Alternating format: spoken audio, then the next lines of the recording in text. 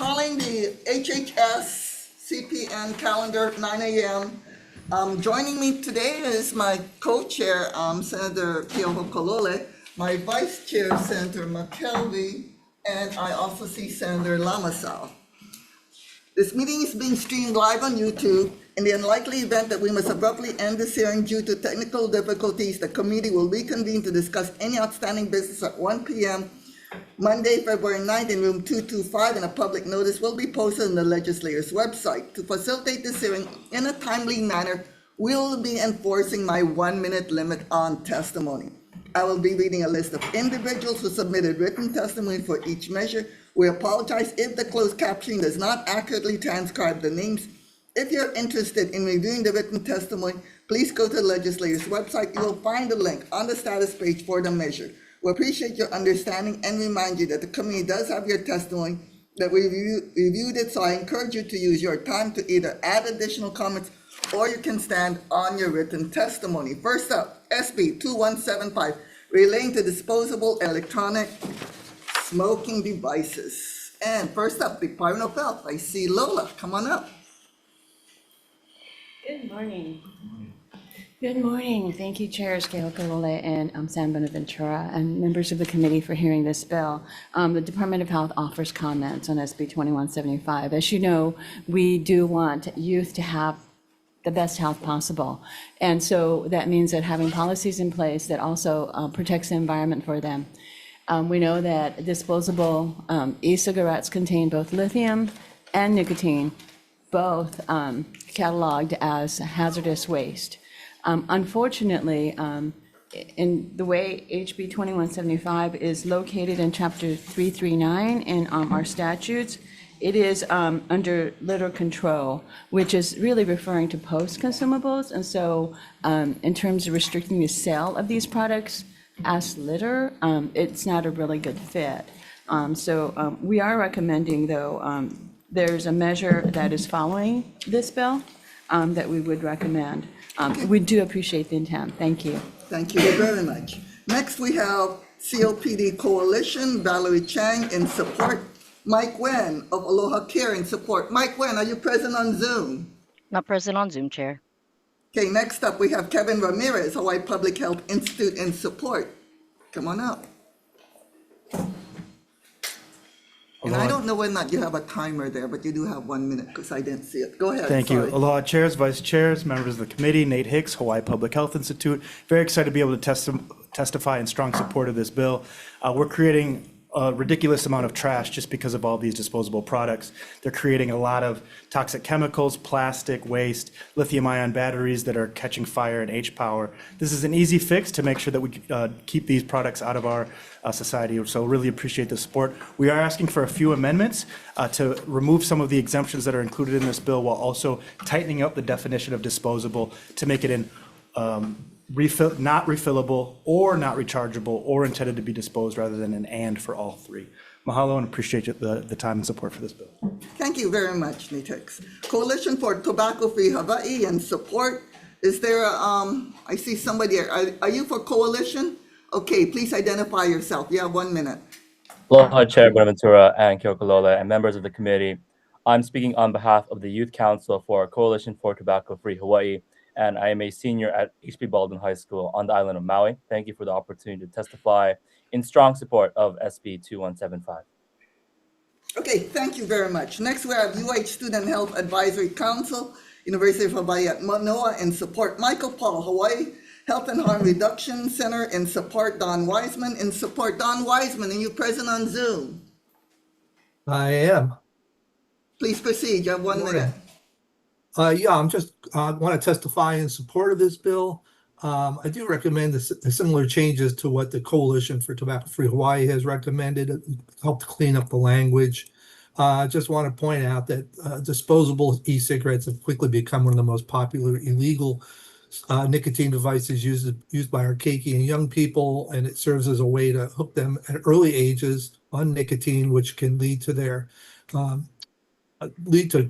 health risks like cardiovascular disease, which is Hawaii's leading cause of death and disability, as well as increase their vulnerability to other deadly addictions later in life. And so As Department of Health said, this is considered hazardous waste. These products should not be discarded in our landfills or in our public areas that would be dangerous to our fragile environments or aquifers. So this is an important measure, and I hope you'll support it. Mahalo. Okay, thank you very much. Next, we have Ann Vo in support, Wayne Tanaka in support, B.A. McClintock in support, Forrest Batts in support, Carolyn Azelitsky in support, Linda Weiner, Emma Waters, all in support, Lisa Galloway, J. Donita Garcia, Valerie Smalley, Shay Chan Hodges, all in support. And we have 1, 2, 3, 4, 5, 6, 7, 8, 9, 10, 11, 12, 13, 14, 15, 16, 17 other people in support. Maya Butts, are you present on Zoom? Maya? Not present on Zoom, Chair. Okay, thank you. Anybody else wishing to testify on SB 2175? Members, any questions? Oh, we also have Senator Fukunaga here present. Okay, moving on. Next up, SB 2410 relating to health. First up, we have Chelsea Okamoto, Deputy AG, in support.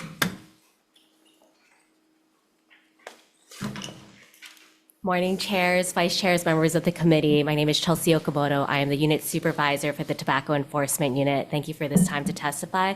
Thank you to Chair for introducing this bill and co-chair for sponsoring this bill. Our department, again, is in strong support of this measure. As of today, only 39 e-cigarette products have marketing granted orders, and the FDA has clearly stated that only these 39 products are allowed for legal sale in the United States. And over the last year, our department has mailed out hundreds of letters to retailers and distributors to inform them this is the authorized list, this is what's allowed for sale. And so we've laid this groundwork, and now we're asking the legislature, please give us the tools to enforce this list. And the tools in this bill include a directory that runs parallel and in lockstep with the FDA's authorized list, a certification process for manufacturers to comply with to be in Hawaii's marketplace, inspection power, civil penalties, and these penalties will go back to help support the enforcement effort. So we ask you that you pass this bill, and we're available for questions if you have any. Thank you. Thank you very much. Next, we have Office of Information Practices providing comments. Mike Wen, Aloha Care in support. Mike Wen, are you present on Zoom? Not on Zoom, Chair. Okay, moving on. Hawaii Public Health Institute, Nate Hicks for Kevin Ramirez, I'm assuming. Yes, that's correct. Aloha chairs, vice chairs, members of the committee, Nate Hicks, Hawaii Public Health Institute in support. Echoing the comments from the AG's office, we think this is a great opportunity to get a lot of these dangerous products off our shelves, get these out of our hands of our keiki, especially who are being targeted by these products that the FDA has deemed inappropriate. So mahalo for the support. Okay, thank you very much. Next, we have Valerie Chang, COPD Coalition in support. Michael Zenner, Hawaii Smoker Alliance in opposition. Dr. Elizabeth Ignacio, Hawaii Medical Association in support. Shani Carvalho, Hamakua Kohala Health in support. Hawaii Health and Harm Reduction Center, Michael Paul in support. Don Wiseman, I see you on Zoom. Please proceed. You need to unmute yourself, Don. Oh, I'm sorry. Oh, Can you go hear me? ahead. Okay, Yes. yeah. Yes, I just want to reiterate what's in my written testimony that earlier this year, the White House administration gutted the FDA's Tobacco Prevention and Control Division, leaving enforcement efforts in limbo. And so it's imperative that the legislature, Hawaii legislature, expand Hawaii AG's office authority to enforce against unauthorized marketing and sale of electronic devices, many of which are being sold illegally in our market. So I appreciate your support of this bill. Mahalo. Okay, thank you very much. Next, we have B.A. McClintock in support, Forrest Batts in support, Jay in support, Linda Weiner in support, Donita Garcia in support, Valerie Smalley in support, Scott Stenswood in support, Brian Meek in support, Sean Higa in opposition, Jessica Chang in opposition, Jason Park in opposition, Jeff Stevens in opposition, Dr. Lewin, I see you present, State Health Planning and Development Agency in support. Come on up. Good morning, chairs and vice chairs. We stand in strong support. We support the AG's testimony and complete. Thank you very much. Okay, thank you very much. Okay, next up, we have, I believe, Psychology Interjurisdictional Compact. Oh, sorry. come on up. Sorry, I went too fast. Department of Health, Lola Irvine, come on. Thank you, Chair and committees. SB 2410. SB 2410. So the Thank you. Department of Health is really concerned, and we appreciate you hearing this bill.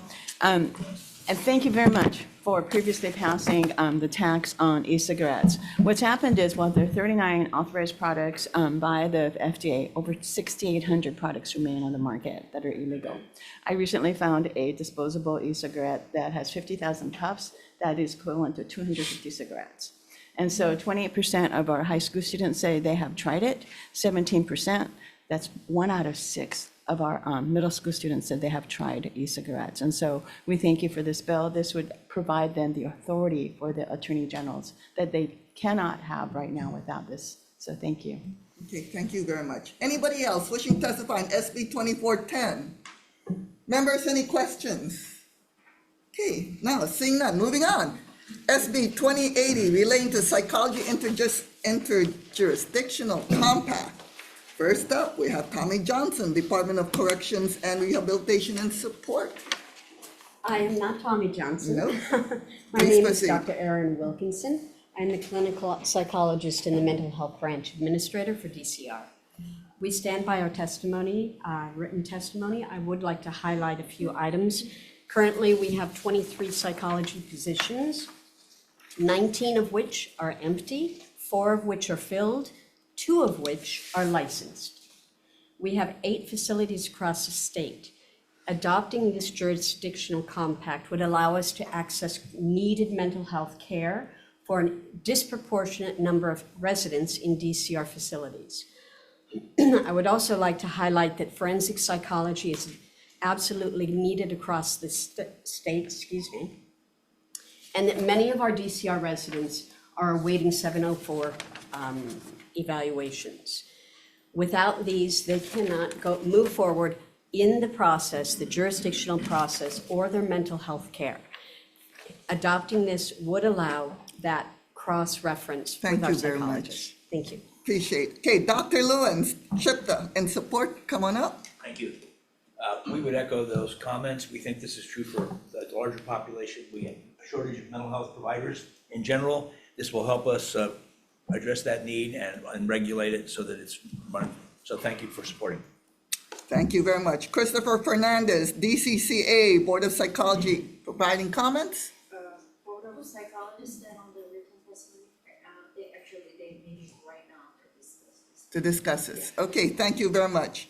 Next, Rachel Wilkinson, Hawaii Association of Health Plans, in support. Good morning, Chair. We're going to stand on our written testimony in support.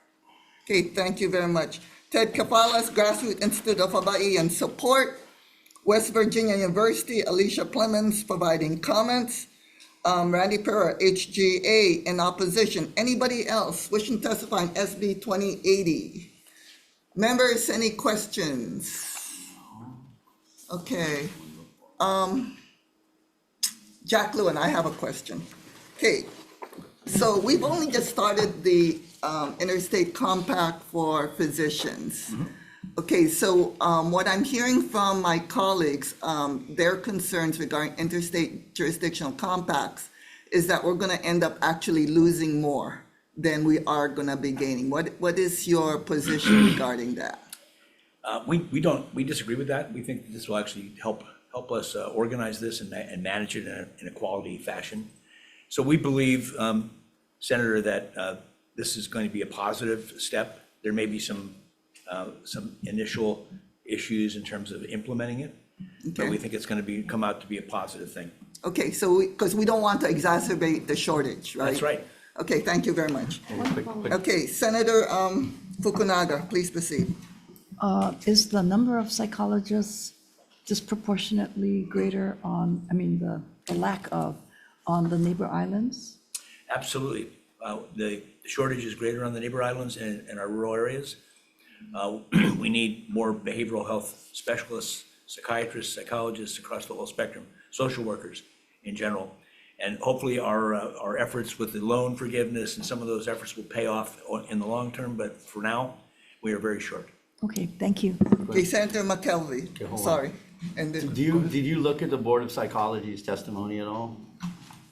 I didn't have time to see their statement. Well, their comments are very, express the concerns I think a lot of people have. We have a definite dearth need, but if we're gonna lower our standards to that of what we require of our own psychologists, there are gonna be some issues with that. And then also there are gonna be potential issues with the CRF because you're not collecting fees on these psychologists who are coming in like others would. So how would we address these concerns moving forward with the bill? Because they are real concerns. Yeah. Or are they not? Well, thank you for the question, Senator. I think that we're going to have to use telemedicine types of interventions increasingly with our shortages of all the specialty areas in healthcare for some time to come. If the licensing folks need some resources and staff to help them make it easier, we'd totally support that. Okay, great. So you would support an outside appropriation then for the. I think that it's probably beneficial in terms of the workload that we're asking our. Yeah, because obviously we want the pipeline first if we Right, can. yeah. Okay, thank you, chairs. Wait, well, Okay, Sandra, Chair, I guess for the board of psychology then, come on up. yeah. They're still meeting, they haven't, they're just comments. I'm not the executive officer for psychology board, but I will do my best. Okay. Oh, we don't have a, No, Yeah, they have a board meeting right now, yeah, so. they have no position right now, that's why it's just comments. Please put some comments out well, there. okay. This is the governor's The package. question so- about the appropriation though, I mean, in the past, the concern about these types of interjurisdictional compacts was that PVL would potentially lose the revenue that it now collects on licensing fees. Correct.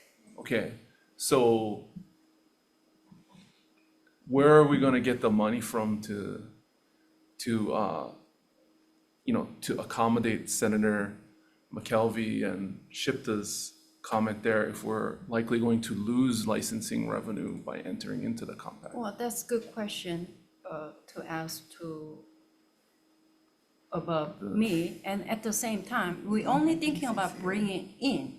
But when we have this compact pass, we may lose some of our psychologists to mailing. Well, sure, I can, and then I acknowledge that I guess there really isn't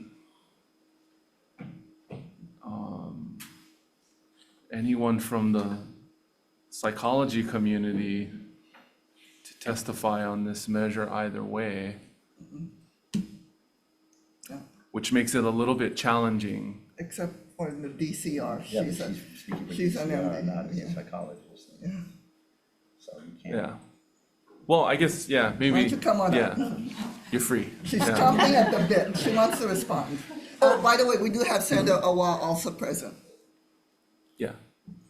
Okay, Go- do you have any responses to any of our questions? I do. Number one, I've worked for the State Department. I've worked overseas for many years and the military. We have used this compact and SIPACT psychologists registered in this to facilitate care for State Department employees across the United States. It's been very successful. Number two, I myself have been waiting almost a year for my Hawaii state license. Yeah. I've been licensed in 3 different states to continue my practice. I'm still waiting for my Hawaii state license. I acknowledge that, but that's not actually, that doesn't really address my question. I think to Senator McKelvey's point, we're talking about the scope changes here. And I just find it fascinating that there are no psychologists outside of you that are participating in this, in testifying in this measure, when there were a whole ton of them last week when we were having a discussion about granting them additional scope to prescribe medication. I can't disagree Okay, with so that. there's no I one in can't the, disagree there's no with one in the that. room that can answer my question. But I do Okay, want thank to. you. Okay, Senator McKelvey. Your funding mechanism, though, is different than this Yeah. one, okay, just so we're clear. I mean, so the funding mechanism you enjoyed with the federal government is different than our funding. Correct. Okay. That is correct. Okay, thank you. That's just to illuminate Exactly. Okay. across the board. Any other questions? Yeah, well, okay, yeah, We so don't I guess, have because my concern is that to Senator McKelvey's point, it looks like we're changing scope here, and I'm actually confused about whether, under the compact, we're making the conditions for licensure more strict or less strict. Because I'm not a psychologist. The way I read the bill, I'm not sure I think we might be doing both. Do you? I would defer to the Board board of Psychology. only. Oh, now you want to in answer, that- okay. You sit down, you gotta Only stay. in that the board has that jurisdiction. Well, one of the concerns is the doctor will require. Okay, let's let them answer first, Yeah, and then you can fair ask enough. another question. No, you gotta sit down. Okay. You sit up, now you gotta sit down. Well, I'm not only speaking for psychologists, I'm in charge of Hawaii Medical Board. Sure. And I'm a supervising EO. In general, Hawaii has the most restriction. We are very screening out most qualified Right. health care provider. We don't want anybody just coming because they have some kind of qualification. We select, still things happening, so. So from your cursory reading, and I acknowledge again, as you testified to, the board hasn't spoken on this, but in general, it does seem like this compact will result in relaxed requirements compared to what we have now. Correct. Although they will likely change pretty Yes, substantively. until we see Okay, in the right. okay, then that's Yeah. answered. Thank you, Chair. Okay, thank you very much. Okay. Anybody else wishing to testify on SB 2276? Okay, moving on. Oh, no? 2080, thank you. On SB 2080. I was going too fast, sorry. Next up, SB 2276 relating to surgical assistance. First up, we have DCCA in opposition. And yes, surgical assistance. Come on up if you want to, if you just want to, Well, how our medical Board. board stand on the written testimony we oppose. in opposition, that's fine. Fin Wen in support. Anybody else wishing to testify in SB 2276? Okay, members, any questions? Okay, seeing none, moving on. SB 2277, relating to hospital price transparency. First up, we have Melissa Enright, DCCA Consumer Protection, providing comments. Are you from DCCA in Yes. Zoom? Yes, Please proceed. thank you. Good morning, Chair San Buenaventura, Chair Kehokalole, Vice Chairs, and members of the committee. My name is Melissa Enright. I'm with DCCA Office of Consumer Protection. We stand on our written testimony in support with comments. We additionally have provided a few amendments to the bill, and I'm available for any questions. Okay, thank you very much. Next, we have Dr. Lewin of SHPTA in support. Yes, thank you, chairs, vice chairs. We're in support. There's going to be some resources needed to make this work. It's an expensive process, but it's a very good one for public interest. We do think that there's going to be a resource requirement, and we support that. Thank you very much. Next, we have Paige Choi, Healthcare Association of Hawaii in opposition. Paige Choi, please proceed. Good morning, chairs, vice chairs, members of the committee. We do stand in opposition. We understand the intent, but we do comply with very thorough and comprehensive federal laws and regulations around price transparency. And recently, the Trump administration actually reopened the process for adding to price transparency requirements for hospitals. So our preference is to focus on meeting those federal requirements, which are largely mirrored in the state legislation, so that we don't have duplicative processes or that we don't have any conflicting laws or regulations. Thank you, and I'll be available for questions. Okay, yeah. Next up, Department of Health providing comments.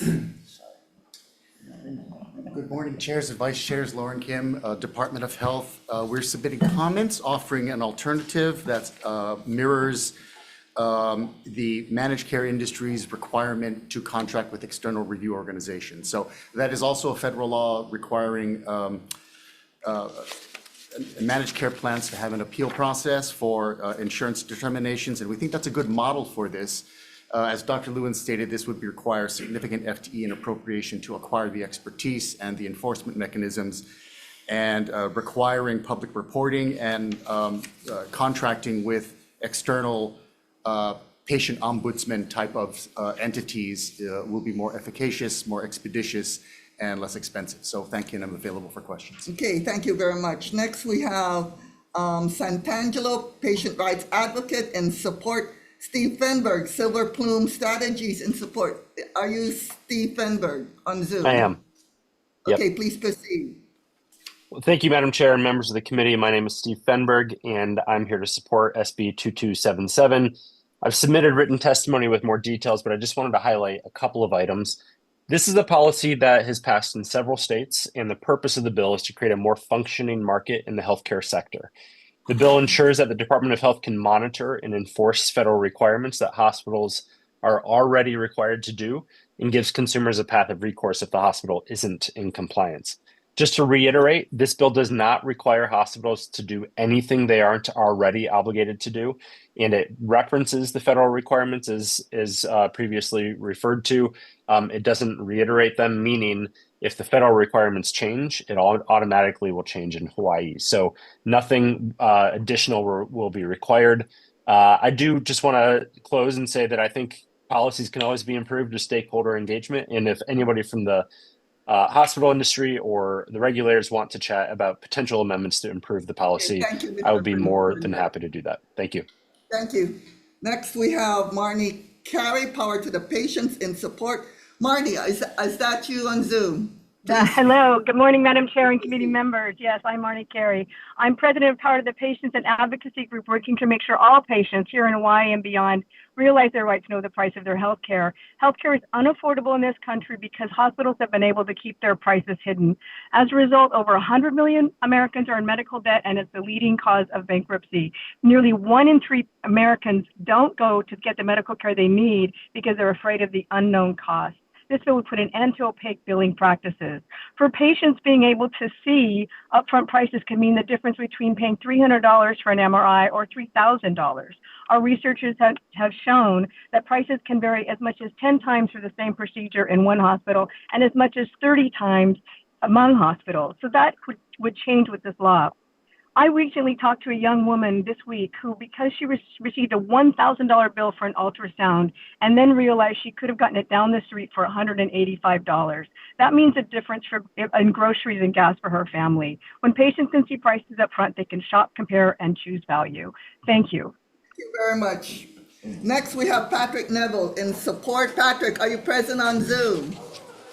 Anybody else wishing to testify? Oh, Patrick, please proceed. You have 1 minute. Yes, thank you. Patrick Neville. I've been the former minority leader in Colorado. We passed this bill, a similar bill in Colorado over 3 years ago. Passed 99-1 in Colorado, and it continues to poll across the nation at over 90%, and for good reason. In Colorado, the consumer protections outlined in this bill has been really successful. Just to give you an example, we had a patient here who was told that a procedure was going to be $1,500 out of pocket for her.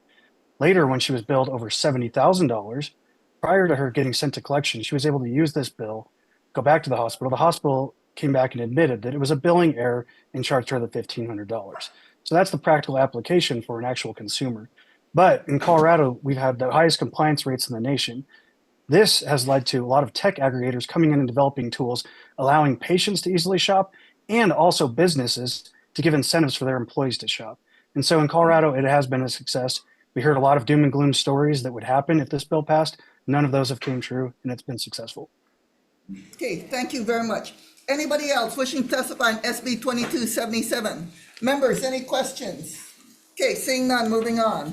Next up, we have, SB 2282 relating to insurer prior authorization. First up, we have the CCA providing comments. Okay, next up, we have Walden Out, HMSA, providing comments.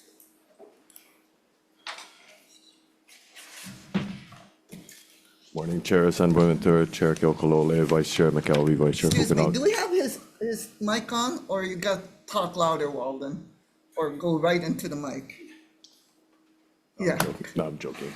Walden, on behalf of HMSA, we stand on our written testimony providing comments. We'd like to acknowledge the actions of the legislature last year with Act 151 that put together a prior authorization working group.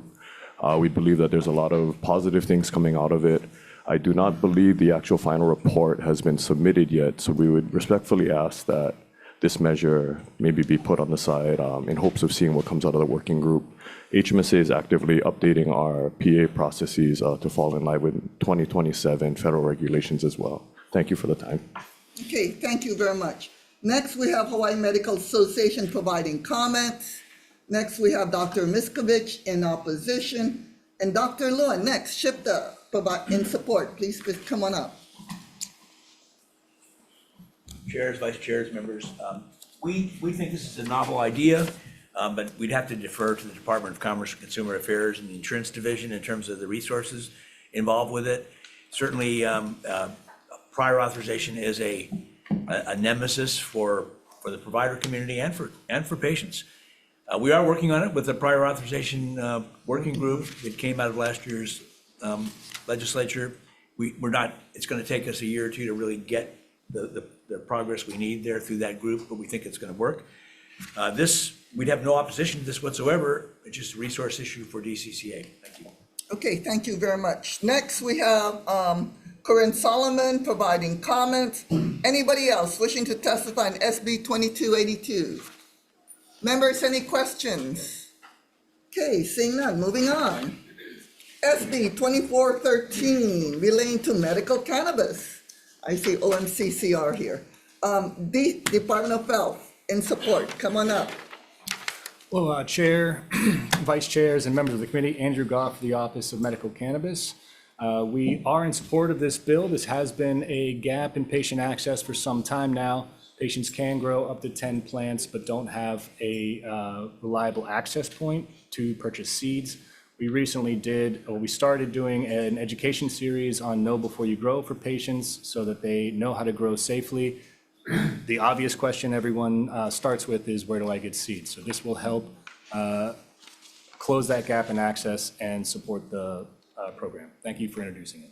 Okay, thank you very much. Akamai Cannabis Consulting, Clifton Otto in support. Clifton, please proceed.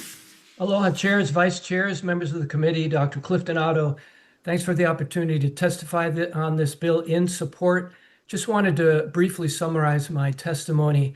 Since this bill deals with the intrastate sale of viable cannabis seeds, you may want to add a definition of the jurisdictional limits of the state for clarity, and you may also want to allow dispensaries to sell seeds to each other to encourage in-house breeding and sale of seeds and different varieties between dispensaries to increase the variety of seeds that are available to patients.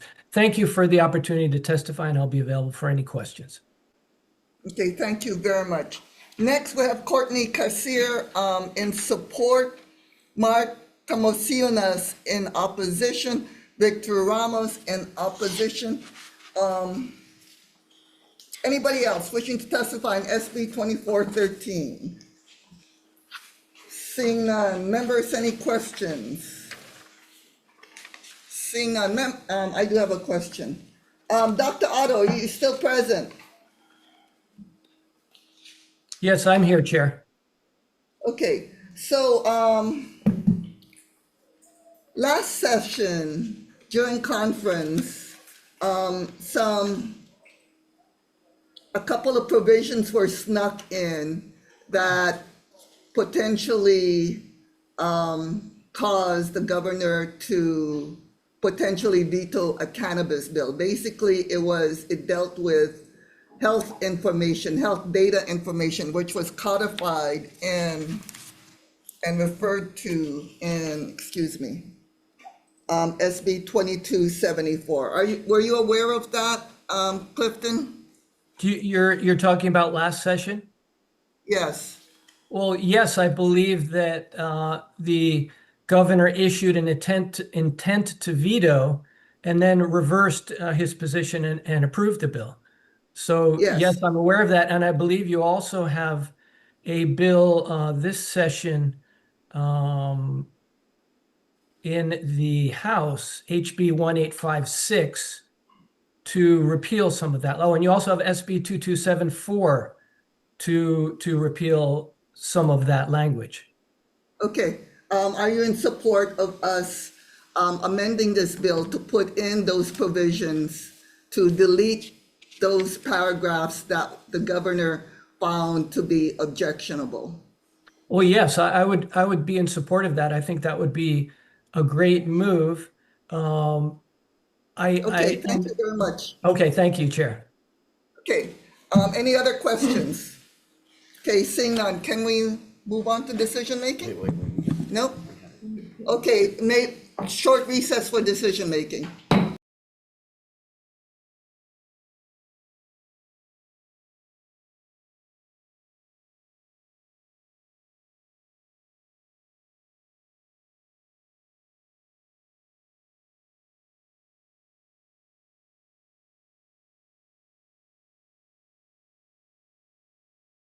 Recalling joint calendar of Health and Human Services and CPN. Next up, if we are too soon for decision making, apparently there are two more bills. So next up it's SB 2425 relating to health insurance. First up, we have Insurance Division Director DCCA providing comments. Thank you, Chair. DCCA Insurance Division will stand in law. Okay, thank you. Next, we have Dr. Kimo Mayor Alameda, County Hawaii, providing in support. Elliot Smith, Ohana Addiction Treatment Center, in support. Elliot Smith, are you present on Zoom? I am, Chair. Okay, please proceed. You have 1 minute. Okay. Aloha, Chair and members. My name is Elliot Smith. I'm the CEO of the Ohana Addiction Treatment Center, and I am in recovery. I strongly support SB 2425. Even when a patient signs an assignment of benefits directing direct payment to the provider, HMSA and other insurers refuse and send the reimbursement to the member instead.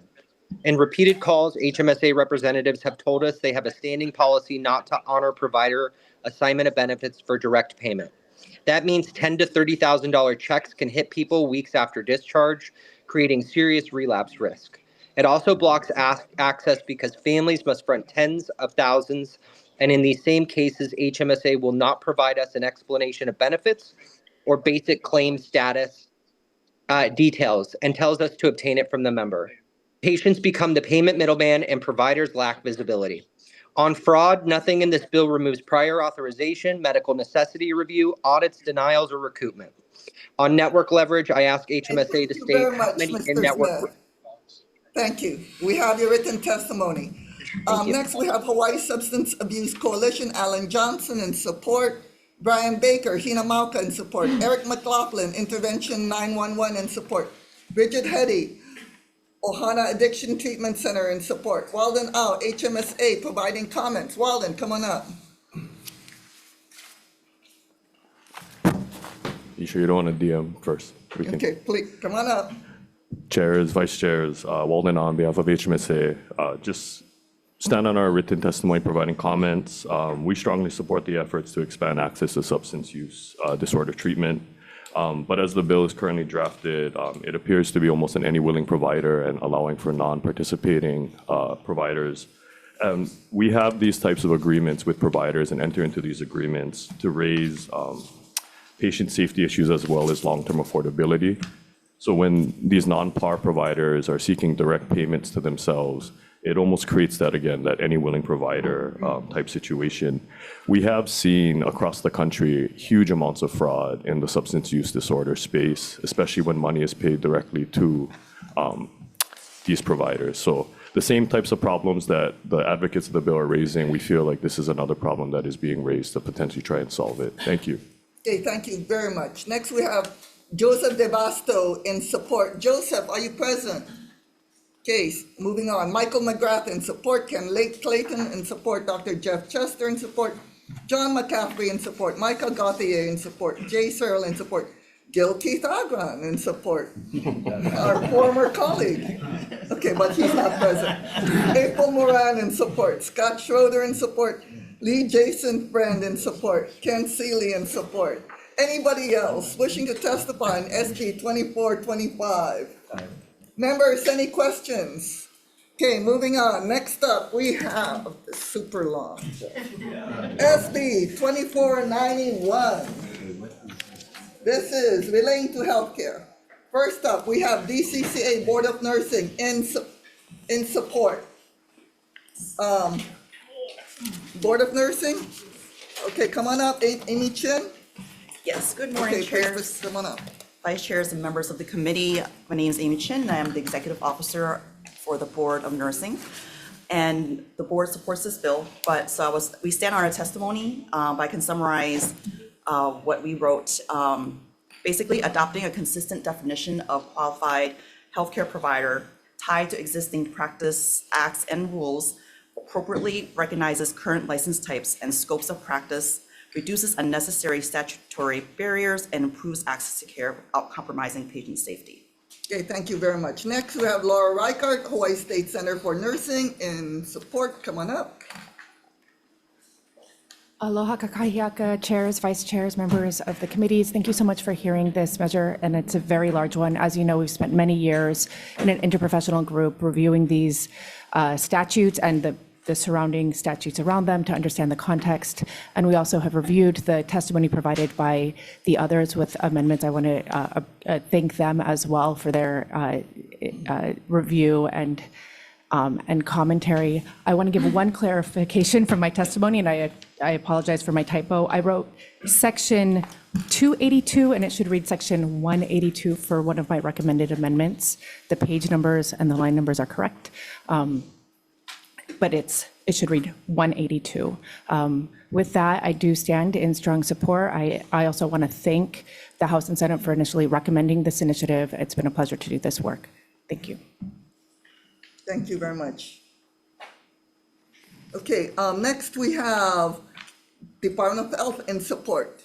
Good morning again, Lauren Kim, Department of Health. We are in support of this measure and offer a friendly amendment to distinguish environmental health practitioners and public health practitioners as being excluded from this great bill that is the product of a lot of work. I think colloquially it was being called the Bambucha Bill. So we're just going to lighten the load by asking you to strike the word other as indicated in our offered amendment section. Thank you, and I'm available for questions. Okay, thank you very much. Next, we have Christopher Fernandez, Department of Education, Keith Hayashi in support. Christopher Fernandez, DCCA, Board of Naturopathic Medicine, providing comments. Board of Naturopathic STEM. Medicine. Medicine STEM of the. Written comments. Yeah, they will discuss in the coming board. Okay, thank you. Adrian Stenardo, DCCA, Board of Physical Therapy, providing comments. Chair, we'll stand on our written comments. Thank you.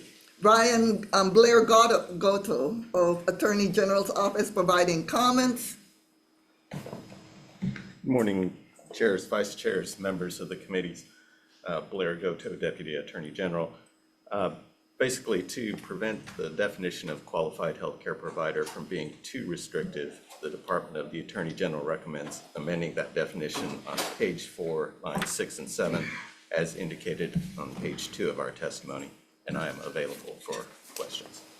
Okay, thank you very much. Next, we have Ryan Yamane, Department of Human Services, providing comments on Zoom. MedQuest, please proceed.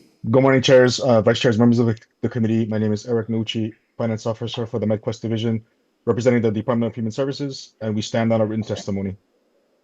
Okay, thank you very much. Insurance Division, DCCA, providing comments. Insurance Division will stand on written comments. Thank you. Jay Butai, DLIR, providing comments.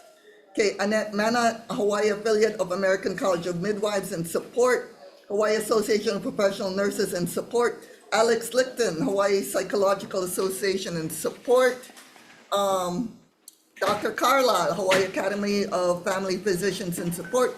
I saw Dr. Ignacio of HMA, Hawaii Medical Association support. Please proceed, Dr. Ignacio.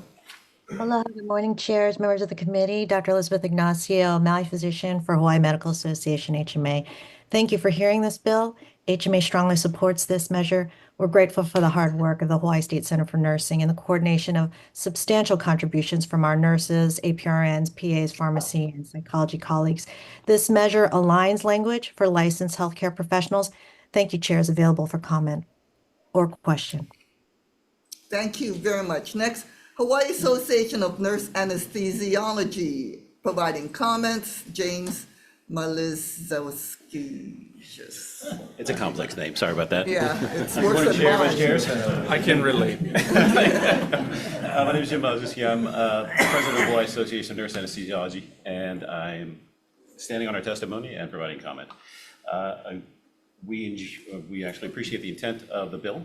We just would like to request an amendment. The bill as written, while the purpose of it was to establish consistent language throughout healthcare in general, the one section 156 actually introduces a degree of vagary, which has been cleaned up by the testimony of Ms. Reichart. We stand in support of their testimony as well as testimony of the Hawaii Association of Public Nurses and also the Hawaii American Nurse Association, essentially removing the vagary by saying that the advanced practice registered nurses are also certified registered nurse anesthetists, and also removing the codicil of, as originally proposed, physician assistants doing anesthesia in the state of Hawaii. Okay, Thank you. thank you very much. Hawaii Association of Nurse Anesthetists, Margaret Deuce. Are you present, Margaret? Just standing Zoom? on my written testimony that I submitted. Thank you. Thank you very much. Next, Alicia Plemons, SNE Regulatory Research Center, providing comments. Jennifer Bojanowski, Kiona Counseling, providing comments. Come on up. Good morning, chairs and vice chairs. My name is Jennifer Bojanowski. I'm a certified genetic counselor on the windward side of Oahu, and providing comments in support of this measure with an amendment to omit the clause or physician assistant from section 121, section 451 K through 5, that would bring physician assistants into the purview of providing genetic counseling services. Genetics is a highly specialized discipline, and genetic counselors go through a master's program just as physician assistants do, although our entire course of study is in genetics, and it's followed by a national exam. And we have your written testimony. You have my written testimony. Thank you. And we have read it. Thank you very much. Next, we have Sarah Carpenter providing comments. Sarah, you're present. Next, we have Thomas Jocelyn providing comments. Okay, come on up. You have 1 minute. I can go super fast, I promise. So, my name is Sarah Carpenter. I've been a genetic counselor for 7 years. I wanted to stand on my written comments, but also just provide a little bit more context than what I could originally write down. We know that there can be negative implications when it comes to providers who are not familiar with genetic testing, ordering genetic testing.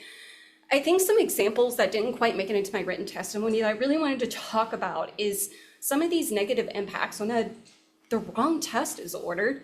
That means it takes longer to get the right test. It's longer to get a diagnosis. If there's a misunderstanding of results, that can lead to incorrect interpretation, which can lead to unnecessary treatment. So I think all of the health care providers I've ever met they're all motivated to take the best care of their patients. I do think we should set them up for success though, by not offering to do something or expecting them to do something that's outside their scope. Okay, thank you very much. Next, we have Thomas Jocelyn providing comments. Thomas, are you present? I am. Thomas Jocelyn, I'm a practicing CRNA. I stand by my testimony in support also of Anna and for Center for Nursing. Okay, thank you very much. Hideru Inoue providing comments. Hideru, are you present? Here. Good morning. Morning chairs, vice chairs, and members of the committees. Thank you for listening to me. My name is Hideru Inoue. I'm a nurse anesthetist, actually currently on strike for safe patient care and labor practices. I also provide services in rural areas of Hilo and also on the Kona side of the Big Island. I'm here today to support SB 2491 with amendments proposed by Laura Reichart, Director of the Hawaii State Center for Nursing. And my written testimony mirrors that support. I'm here for any questions. Thank you very much. Okay, next we have Mickey Miura in support. Hideo Inoue again in support. Okay, you want to make sure you to be heard, right? Chelsea Pang in support, Alan Novak in support, Denise Cohen in support, Wailua Brandman in support, Geraldine Dorono in support, Sherry Tebas in support, Matt Bishop in support, Guy Price in support, and we have 31 individuals all providing comments. 1, 2, 3, 4, 5, 6, 7, 8, 9, 10. Another 12 individuals providing comments. Christopher Fernandez, DCCA Board of Psychology, providing comments. Oh, we stand on the written testimony and then they will discuss this bill. Also, okay, in the board. Elizabeth Kaur, DCCA Hawaii Medical Board, providing comments. Same? We stand on the written testimony and the Hawaii Medical Board discuss this bill next week, Thursday. Okay, just keep standing up. Christopher Fernandez, DCCA, now Board of Pharmacy providing comments. Board of Pharmacists stand on its written testimony and then they will discuss this bill the next board meeting. Okay, thank you very much.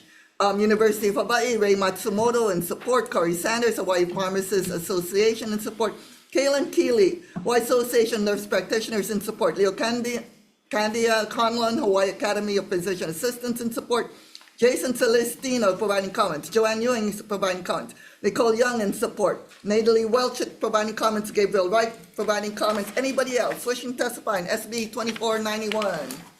Members, any questions? Can we move on to decision making or do you want to recess? Quick, super quick. Okay, recess for decision making.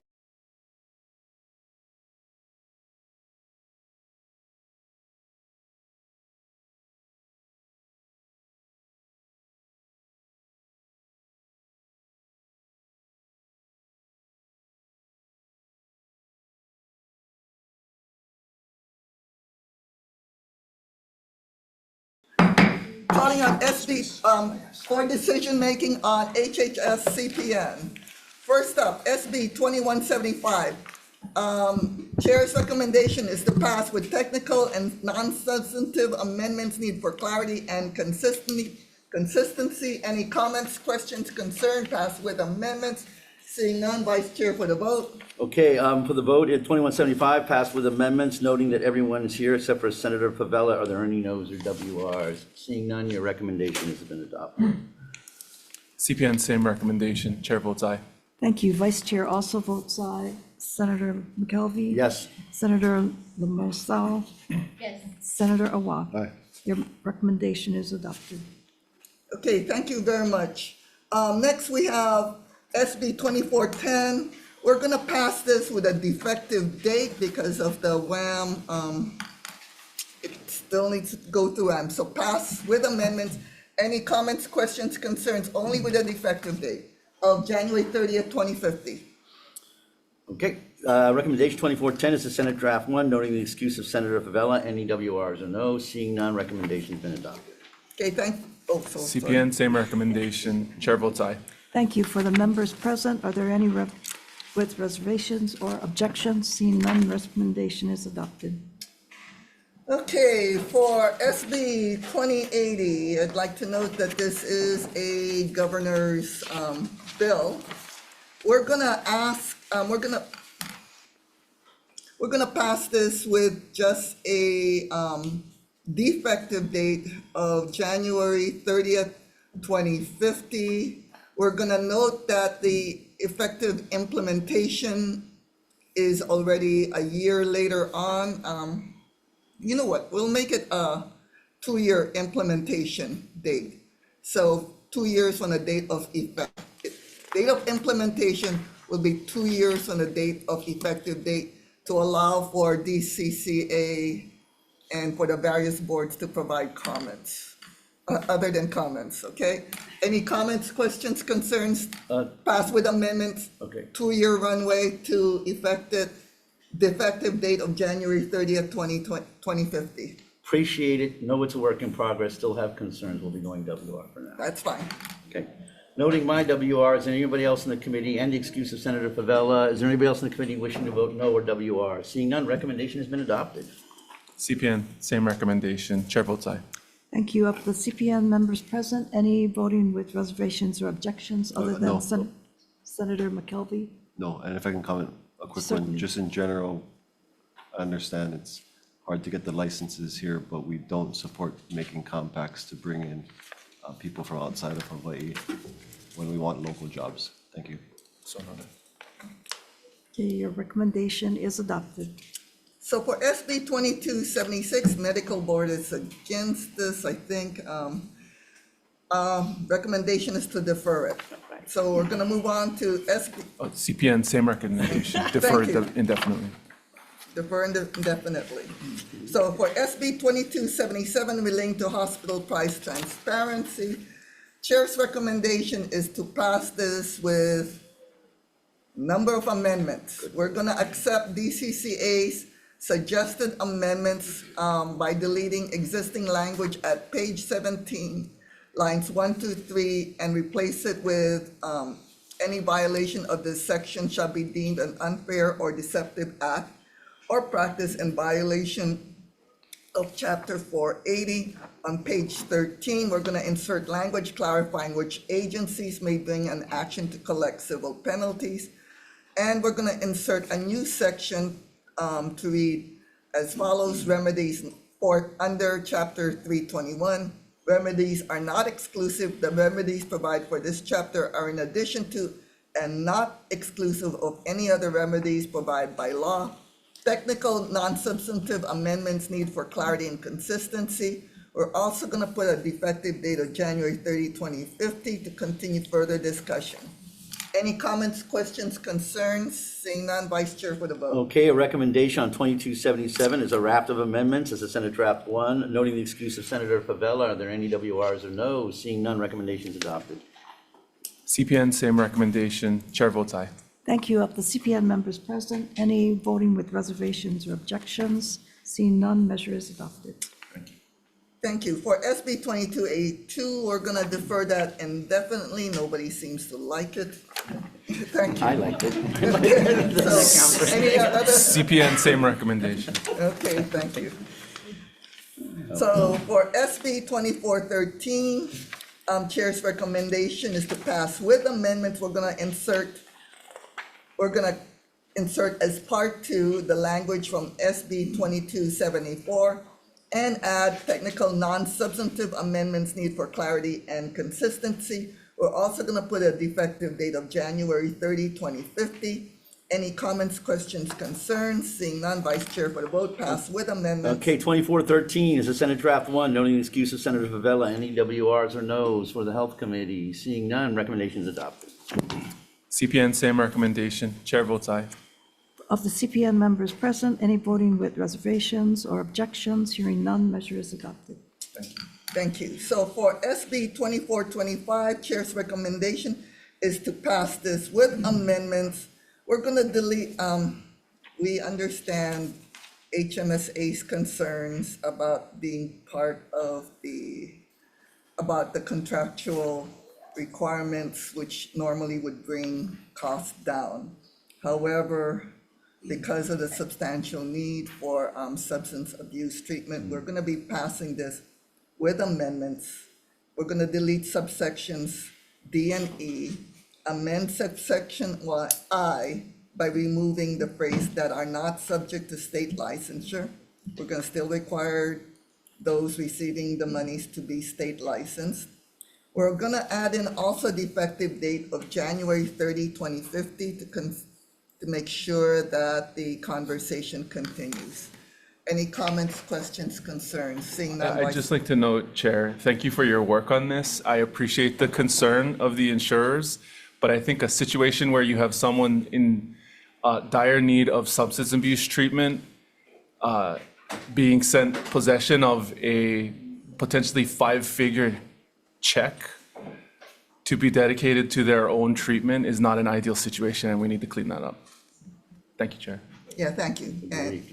And so, so I agree with Chair, and this one would ensure that goes directly to the provider and not the patient. So I echo CPN Chair's concerns. So any comments, questions, concerns, pass with amendments Okay. Vice Chair for the vote. 2425, recommendation is Senate Draft 1, noting the excuse of Senator Favela. Any WRs or noes? Seeing none, your recommendation's been adopted.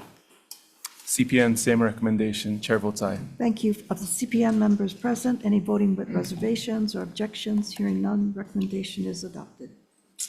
SB 2491, Chair, really appreciate HSCN's huge work on trying to clean up the language. Substantial amendments though, okay? Based upon numerous people testifying. So Chair's recommendation is to pass with amendments. We are going to accept Attorney General's proposed amendments, Department of Health's proposed amendments, even HSCN's suggested amendments. We're gonna remove the phrase physician's assistant from section 121 sub C. Date of implementation, we'll give them a huge runway of 2 years from effective date. We are gonna repeal section 378-32 sub B. Technical non-substantive amendments need for clarity and consistency. To continue on the conversation, I'm sure the next committee will appreciate any comments after all of these amendments go through. So look at it, see what other amendments need to be done. We're gonna put in a defective date of January 30th, 2050. Any comments, questions, concerns? Pass with substantial amendments. Okay, appreciate your work on this, Chair, and because there's a lot of work. 2491, Senate Draft 1, noting the excuse of Senator Favela. Any WRs or noes? Is he there? Okay, seeing none, recommendation is adopted. CPN, same recommendation. Chair votes aye. Thank you. Of the members present, any voting with reservations or objections? Hearing none, recommendation is adopted. And with that, we are adjourned. Thank you for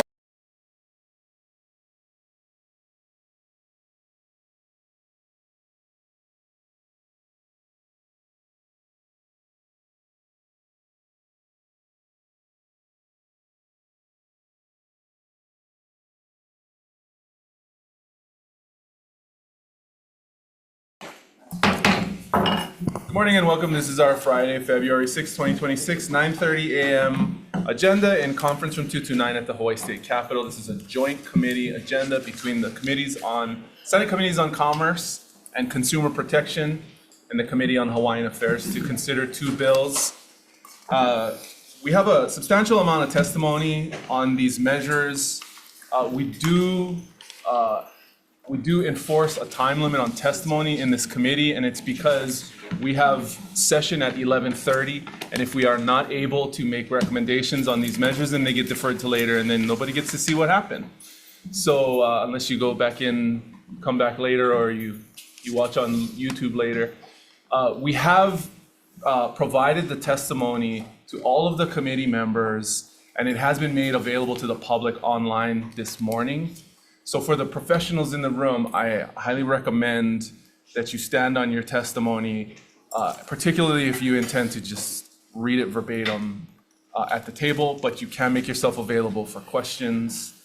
And with that, we'll proceed. The first measure is SB 2784 relating to taxation. This measure applies the retail or higher general excise tax or use tax rate to purchases or imports of new motor vehicles by car rental companies and appropriates funds for a position in the Department of Taxation. The measure also appropriates funds to the Department of Hawaiian Homelands to address the beneficiary wait list. First up, we have the Attorney General with comments. Good morning.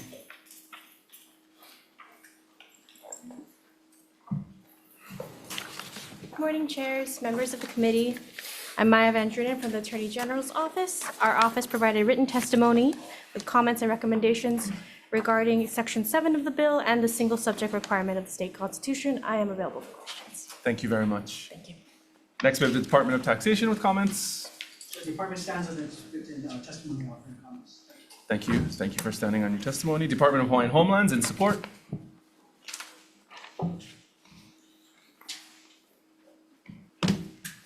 Good morning. Aloha chairs, members of the committee, Oriana Leal from DHHL. The department stands on its written testimony in support of this measure.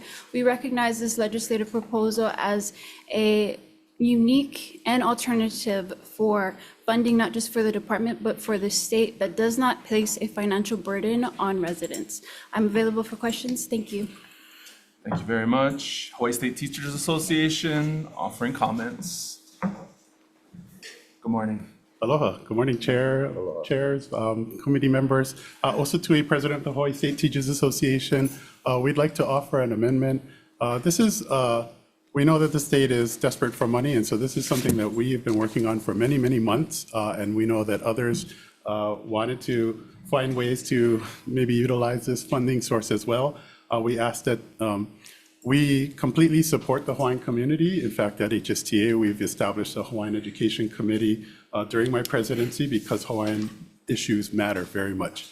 To that end, we also have teachers who have been working during the COVID pandemic, and so the original intent of this structure was to fund a temporary teacher hazard pay fund that would sunset after the payments were completed. So we ask if you can please include Senate Bill 2394 and all the things in there into this bill.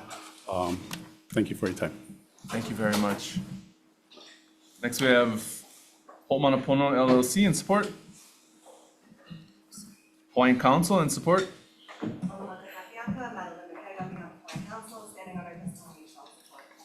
Thank you very much. Avis Budget Car Rental in opposition. Good morning. Good morning, chairs, vice chairs, members of the committee. Laurie Lam on behalf of Avis Budget Car Rental. We respectfully oppose this bill. We believe there's not sufficient legal nexus to justify using rental car sales tax revenues to address DHHL's beneficiary wait list. Furthermore, rental vehicles qualify as capital goods, and there is a statutory basis for wholesale treatment and acquisition while preserving rental GET on rental receipts when you rent a car. Also, when you do rent a car, you're subject to an additional daily surcharge of $7.50 a day. Lastly, the measure targets a single industry, so we believe it creates an imbalance in equity among other modes of transportation utilized by residents and non-residents alike. Thank you for the opportunity to testify. Thank you very much. Chamber of Progress in support. Servco Pacific in opposition. Oh, wait, was that you? Are you Chamber? Robert Singleton? No, okay. We have Servco Pacific in opposition.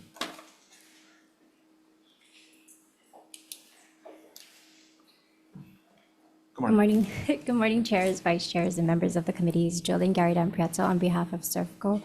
We respectfully stand in opposition of SB 2784, but just wanted to highlight that this bill, as it is currently written, will cause the sales of vehicles for both rental car and car share agencies to be subject to the full retail GET tax at 4%, not the statewide 0.5% wholesale tax. This will inevitably result in the increase in rental rates to customers, both Hawaii residents and non-residents, and as well as result in the pyramiding of the GET, meaning the retail GET will be taxed on the sale of the vehicle to the agency, and again on the rental of the car to the customer. For these reasons, we respectfully request the committee to consider holding this bill. Thank you. Thank you very much. Tax Foundation with comments. Not present on Zoom, Chair. Thank you. Enterprise Mobility in opposition. Good morning. Good morning. Aloha chairs, vice chairs, and members of the committees. Chris Delaney with Shanghai Government Strategies here on behalf of Enterprise Mobility. We are in strong opposition of this, although we do appreciate the intent of the bill supporting DHHL. We are in opposition. This wholesale tax is important to prevent the overtaxation of the products that eventually go down to the end user, and the end user being our local families who travel to the neighbor islands to attend special events such as weddings, youth sports, family reunions, funerals. They would be impacted by this bill. So the whole idea, decades, the focus was to keep the cost down for wholesale types of capital goods like rental cars and so forth. So this will have a direct impact on the end user. And this is a slippery slope because it could go into other types of products like the leasing companies for construction equipment and so forth. And these are the people that lease to contractors who build our affordable housing and other things. So we strongly recommend and respectfully ask that you defer this measure. Thank you. Thank you. Hertz in opposition. Aloha, Vice Chair, committee members, Hiro Takai here with Hertz Dollar Thrifty Rent-A-Car. We stand on, opposing Bill SB 2784 for similar reasons and same reasons as our competitors have mentioned earlier in testimony. We have submitted our written testimony. We stand on that. Thank you very much. We have the American Car Rental Association in opposition online. Starting my video. Can you hear me? See me? Yes, please go ahead. Good morning. All right. Thank you very much. Chairs, vice chairs, members of the committee. My name is Don LaFave. I'm the president of the American Car Rental Association. I stand on my written testimony. Would like to respectfully oppose and would like to make 3 quick points. First, this, as has already been stated, this creates an inequitable triple taxation. Breaks fundamental tax principles by taxing businesses' inventory, and no other retail sector in Hawaii bears this burden on this inventory. Second, the rental car industry already pays a lot of taxes and is a great contributor to the state highway fund. Third point I'd like to make is it hurts tourists and residents alike. I think that is not just a visitor tax, but it actually hurts citizens of Hawaii when they travel intra-island, excuse me. So when transportation cost spikes, visitors have less discretionary income to spend at local restaurants and small businesses. This is a lose-lose for Hawaii's economy, and I would urge a no vote. Thank you. Thank you very much. Okay, I would like to note that we have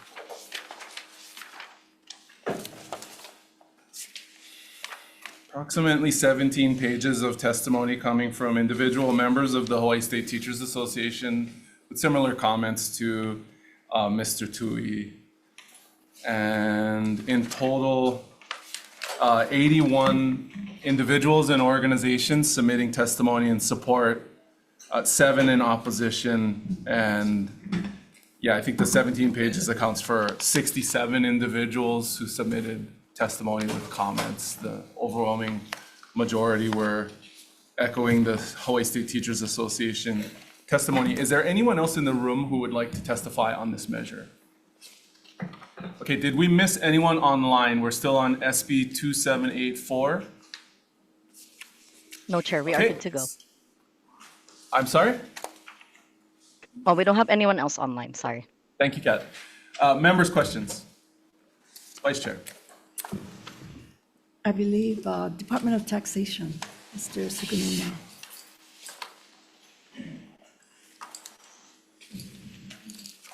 In your testimony, you kind of commented, on how the bill would proceed. Can you give us some examples of capital leasing types of industries? Because it seems a little strange to me that only one industry is identified, in this proposed bill. Are there examples of other types of leasing arrangements that your department oversees? I mean, would this apply, in construction types of arrangements or other kinds of commercial arrangements? Or does this type of exemption apply only to the rental vehicle type of arrangement?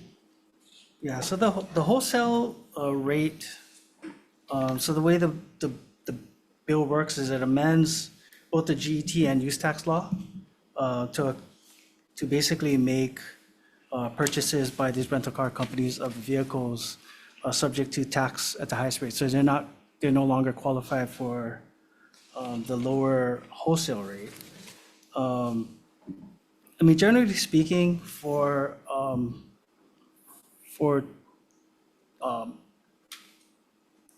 goods like a vehicle, well, generally speaking, the wholesale rate applies to inputs to, Final outcome. yeah, to the final outcome. So if it's a service and the good is used in the final product that's being provided, or even manufacturing, then that's how it applies. So, yeah, I'd agree. There would be other industries that would still enjoy the wholesale rate, but because what the bill does is it expressly is aimed at rental car companies, then they would be treated differently. Okay, so I guess among the various industries, that are eligible for the wholesale rate as kind of a manufacturing input, are there areas in which your department has seen, major changes in the last few years?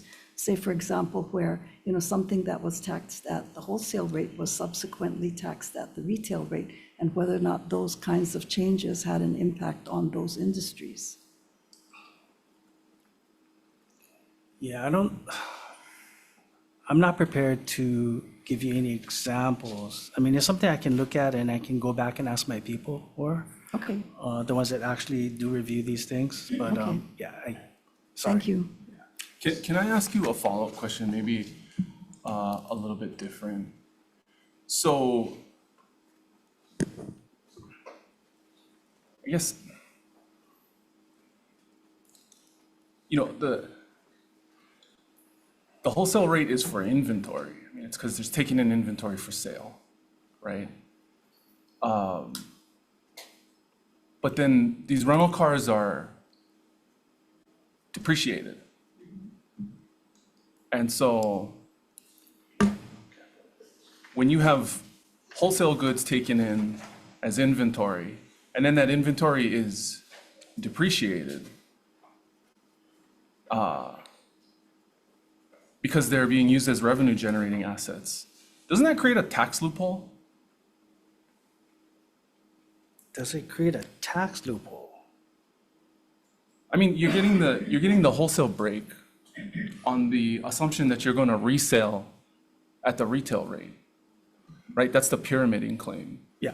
But we have a situation here where wholesale goods are being taken in as inventory. They're being depreciated over a 10 or 12 or 24 month period. And then they're being used as revenue generating assets, right? And then they're later being resold, right? But the depreciation is offsetting. Yeah, they're getting a benefit for that. Yeah. I understand. Right, isn't that a tax loophole? I don't know if. Are there other tax industries where that tax strategy is being employed that you guys are aware of? Well, I'm sure, because there is, as noted on page 7 of the bill, right? So this is under the use tax law. So where tangibles are purchased outside the state for use in the state, then there is, it is subject to 0.5%, right? For capital goods that have a depreciable life are purchased by the leasing company for lease to other customers, et cetera. So I'm not sure exactly what industries are, I mean, I'm not going to give you examples right now, but it's there. Right. Yeah. Okay, but so that's, and it's because the resale will later take place, and so we'll collect the tax on the resale? Yeah, I'm assuming. Okay, okay, thank you. Any other questions? Senator McKell. What is the revenue estimation that would be gained if the bill were to pass? Yeah, as of this morning, it's not ready. If this bill passes out of these committees and make it to WAM, then we will have a revenue estimate by then. If we were to make this universal, apply across all, to both avoid a court challenge, wouldn't we be able to maximize much more revenue for DHHL than simply this one sector? Yeah, we could come up with. Because to me, it's about providing as much support as possible for DHHL. So if we're going to, that's the aim, we should be looking at the whole area and looking at this tax being implemented across the board, not only for fairness, but for the maximum revenue that DHHL needs. I mean, is that a fair assumption to make? Well, I think if you allow less taxpayers to take advantage of the wholesale rate, then yeah, I mean, theoretically. Okay. more would be taxed at 4%. Okay, thank you, Chair. Appreciate it. Members, Senator Ihara. AG, please. Thank you, Chair. Director. And Hawai'i Homeland. Director, yeah.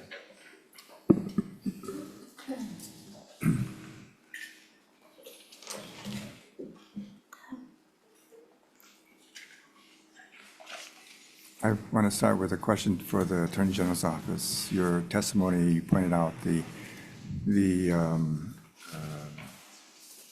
may be a fatal flaw, I don't know, about the one subject constitutional requirement. And it does seem fatal. So I'm going to poke a hole to see if we can help out. I would imagine that have an introductory section that tell a story about how taxation and Hawaiian homelands and the lands and the so forth are connected. So if that was done, do you think that would be potential cure for the subject matter? So maybe I'll ask the other question, you can come back to you. So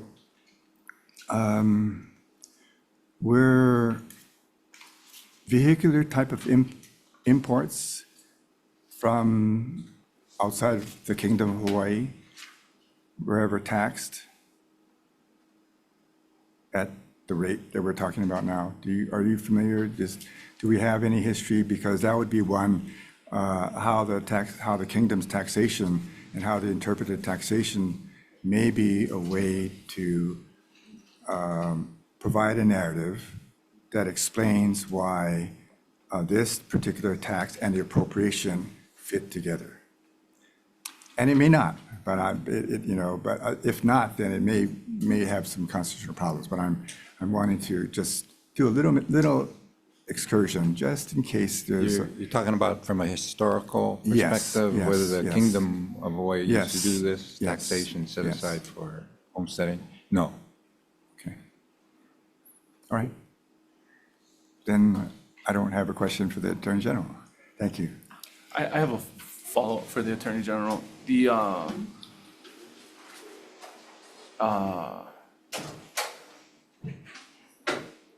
So instead of directly dedicating general fund money in the measure for a specific purpose, would the establishment of a special fund to direct the tax revenue into the special fund be sufficient to cure the one subject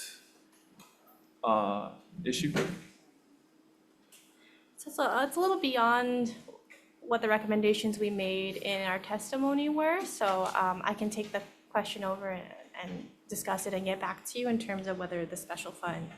But it would also depend potentially on what the language is. So, if I can, especially if I can get the question or any specifics in writing, I can have a better answer, but it's something I'll have to take back. Okay, thank you. Members, any other questions? Okay, thank you. I have a question for the American Car Rental Association. Is he still online, Mr. Lefebvre? Yes, I am. Hold on one sec. Okay. Hey, can you see me? Oh, you're coming in a little soft. Okay. I want to make sure I understand what we're talking about here. So let's start with the basics. If a regular family in Hawaii buys a car, they pay 4.5% GET on the car. Yep. But when one of your members imports cars into the state, they buy as a fleet, and then they pay the wholesale rate, which is 0.5%, right? I believe so. And, yes. right? Okay. Okay, so in September of last year, one of your members, Mike D. Lorenzo, the treasurer of the American Car Rental Association, was reported as saying this to a gathering of rental franchise owners. Quote, I tell them they're not really in the rental car business. Rental cars are just a cash flow game that we play to generate and to generate and then make them used cars by depreciating it for 10, 12, or 24 months. So if your own industry leaders admit the goal is to play a cash flow game and depreciate assets, why should the taxpayers subsidize that game with They're not a preferential tax rate? Yeah, I don't believe they're subsidizing, and let me take you through your example. So, if I'm Don LaFave's a Hawaiian resident. You're coming in soft. So if we have members of your industry here in the room, if we can't get you, but if we can get you. Yeah, give me just 30 seconds and hold on one second.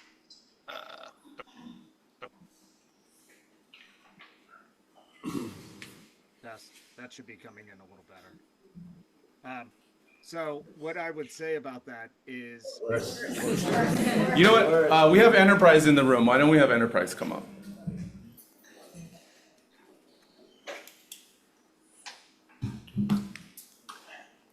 If you can keep trying with your mic. Yeah. I mean, if you come over the top and we can hear you, then you can go ahead. Well, so I'll move to the depreciation part of this, right? Because everybody who owns a car knows that the car depreciates really fast.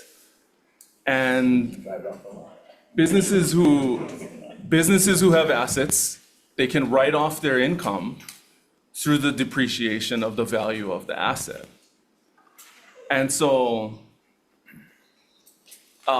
in that same article, September 29, 2025, Sharky Lagwana, the chairman of the American Car Rental Association, said, and I'll quote, "The nice thing about full expensing," this is about depreciation, "is if I happen to have $65,000 of taxable profit in that year, I get to fully expense $65,000 of depreciation.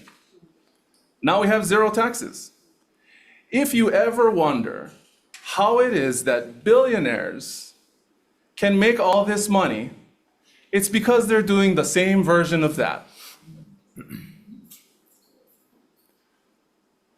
So if Enterprise is using the same tax strategy, I'd like to ask, I tried to look online for evidence that Enterprise resells their fleet vehicles after they take the depreciation in Hawaii.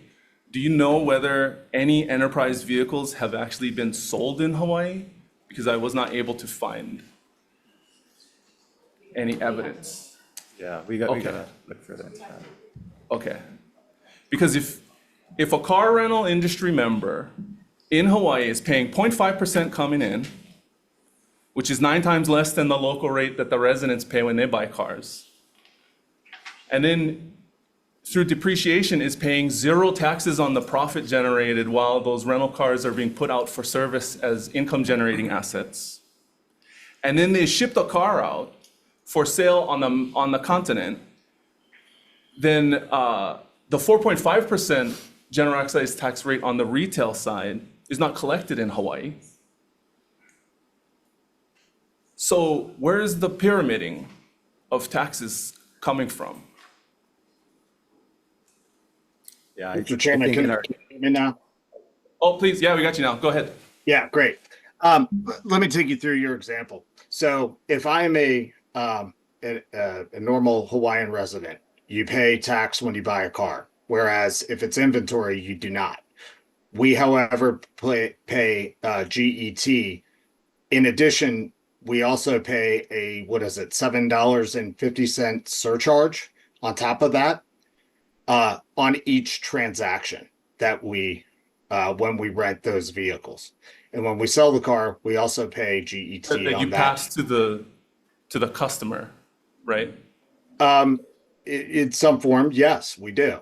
They actually pay the tax. Sorry. Yeah, but yeah, I know. But when you make it more, when you put an excise tax on a vehicle on the front end, that hurts businesses, particularly small and large businesses alike. So depreciation has been a part of our tax code for eons. So I wouldn't treat us differently than any other item. Are you aware of another industry that that cycles their inventory through on a 10 to 24 month basis. Most heavy equipment operators, my father was a heavy equipment operator for 40 years, and my two brothers are now. Most small businesses in Hawaii that own heavy equipment, they run that machine till the wheels fall off before they resell it. Are you aware of another industry that cycles inventory through as an income generating asset for 2 years or less, and then expenses the profit on the resale through depreciation?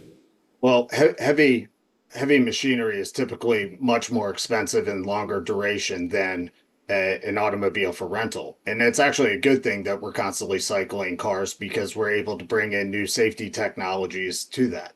I think the point that I think you and committee members should understand is, what is this going to do to businesses? It's going to cost us more to acquire those assets. That will be passed on to consumers. That means higher rates for tourists. It means higher rates for Hawaiian residents. It also is going to hurt peer-to-peer hosts. Peer-to-peer hosts often take advantage of this exact exemption that we and others in nearly every other state enjoy, and there's good reason for it. So, Except that peer-to-peer hosts in Hawaii are not reselling their vehicle on the continent. They're paying the general excise tax when they sell the car on the island. Those are my questions. Any other questions on this measure? Okay, if not, we'll move to the next measure on this agenda. And I'll yield to the Hawaiian Affairs Chair. Thank you, Chair. Moving on to Senate Bill 2795 relating to the Hawaiian flag. We have several testifiers. First, Dumont, are you in, or are you on Zoom? I don't see him. All right, next we have in person, Imiloa Borland. Aloha Kakahiaka, Office of Hawaiian Affairs stands on our written testimony and support, available for any questions. Mahalo. Okay, thank you. That is all we have registered to testify on this measure. Is there anybody else who wants to testify? Seeing none, any questions from any of the committee members? Go ahead, Senator Ihara. Did we have someone testifying for this bill that I could ask a question to? We have Imiloa. Aloha Office of Hawaiian Affairs. Oh, great. Okay, so I have a question. Okay. So in this bill, it talks about the Hawaiian flag, and the territory of Hawaii and the state of Hawaii adopted the Hawaiian flag as is. Right. Have there been any alterations at all from the kingdom time to now? To my knowledge, no. So the Hawaiian flag is the state flag as well? Correct. Right, okay.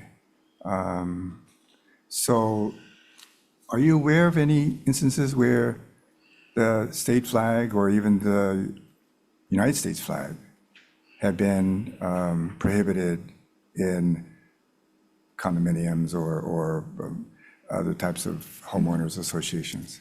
Yeah, I'm not super read up on the issue, but I did recall a few months ago there was an issue out on the west side where someone claimed that they were not able to fly the Hawaiian flag at their house. But that is, I haven't been able to, it was on Instagram, I saw it a couple months ago, so apologies. I don't have that post saved, but I have been aware of an incident like that. Yeah. So are you okay calling that a state flag as well as a Hawaiian flag? Not sure how the Office of Hawaiian Affairs feels on the correlation. Could I get a response to whether? Yeah. I guess the question is, does the Office of Hawaiian Affairs acknowledge the Hawaiian flag as also the state flag? I can get back to you with that answer. Thank you. Of course. I have a related question. Sure. The national anthem of the kingdom How about you, Pono'i? was not changed at all, and is exactly how it was in the kingdom time. Is that correct? That's my understanding. And has anyone asked to not saying that in a public place? I don't know that answer, Senator, but I can find that out and get back to you. Okay, because they are representatives of the kingdom that's still alive today. Thank you. Thank you, Senator. Are there any other questions? All right, we have that. Want to do recess? Yeah. Recess.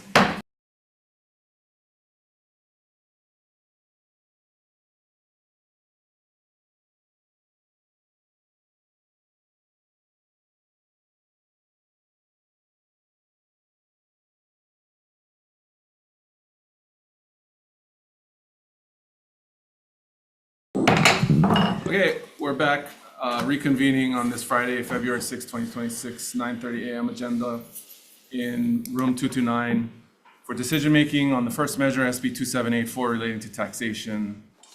The recommendation on this measure is to pass with amendments. We will defect the effective date of this measure to July 1, 2050.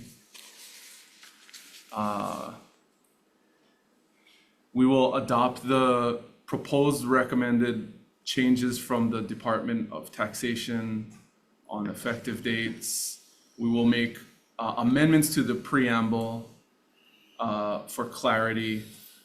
We will, pursuant to the Attorney General's testimony, we're going to take out the appropriation to DHHL.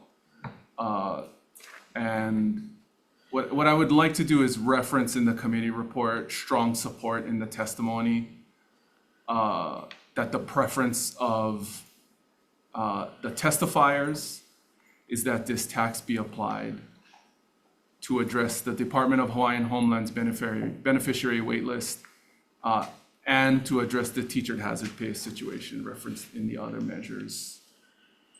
And keep this measure moving to Ways and Means for them to deliberate further. Any discussion, members? Yeah, Chair. And in conversation with Chair, what the intention is that I have a short form bill that I'll be working for Hawaiian Homes to get that funding directed that way. Thank you, Chair. Any other, Senator McKelvey? Thank you, Chair. I appreciate you moving this along. I like the novel idea of looking at this. I think you've exposed an issue that should be a discussion of greater tax policy. But to me, the whole thing about these bills is maximizing revenue for DHHL. And I think to leave these other interests that also operate under this exemption out of the bill takes away the potential for the maximum amount of revenue. And so because of that, I'll be going with reservations because I think we should be using this and other measures to maximize potentially as much as possible the DHHL revenue. So thank you. Vice Chair. Thank you. I appreciate, the chair's efforts to sort of improve upon the measure, but I was very concerned about the lack of supportive testimony from the Chamber for Progressive Action, because I would have liked to submit some of my questions to them. I do also have concerns about the way in which this particular wholesale rate is being applied to a single industry. And so I will be voting with reservations. I hope that if anything, we can separate some of the funding aspects which we all support from the methodology in which it's being applied in this measure. Thank you. Thank you. Any other comments? Okay. Seeing none, the recommendation is to pass with amendments. Chair votes aye. Thank you. Vice Chair votes with reservations. Senator Lamasau. With reservations. Thank you, Senator McKelvey. WR. Senator Awa. Aye. Your recommendation is adopted. Thank you. And for Hawaiian Affairs, Vice Chair of the vote, adopting the same recommendation as Chair of CPN. For the vote, Chair votes aye. Members voting on SB 2784, recommendation of the chair is passed with amendments. Chair votes aye, Vice Chair votes with reservation. Senator Ihara. Aye. Senator Kehokolole. Aye. Senator DeCourt. Aye. Chair, your recommendation is adopted. Thank you. Okay, then swapping over to Senate Bill 2795. The Recommendation of the chair is to pass with amendments. First of all, we're going to defect the date to September 9th, 2129. And I want to amend this to put a little bit of guardrails around the size of the flag. Amend the following sections, page 3, subsection B, line 17, P4, subsection B, line 9, and P5, subsection B, lines 1 to 2, to read as follows. To protect the substantial interests of the association and ensuring the size restrictions do not exceed a maximum of no larger than 4 feet by 6 feet flag size, and/or the installation of a flagpole no higher than 20 feet in height, given that its positioning does not exceed this height, nor does it obstruct neighboring views. Passing with amendments, chair votes aye. Oh, hang on, any discussion?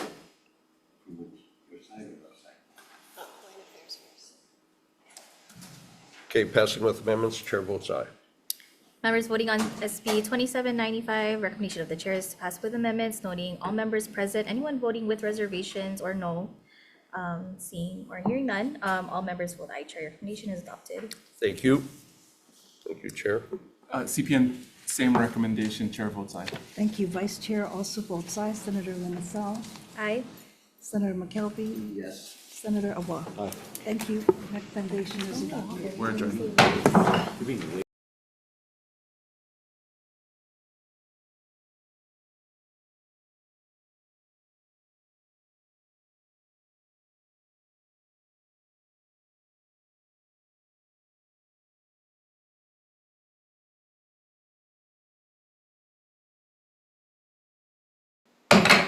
Okay, good morning. Convening our Friday, February 6th, 10 a.m. agenda in Conference Room 229. This is a joint committee hearing between the Senate Committee on Commerce and Consumer Protection and our friends from the Committee on Labor and Technology to hear 4 bills. I will yield to the chair for the first measure.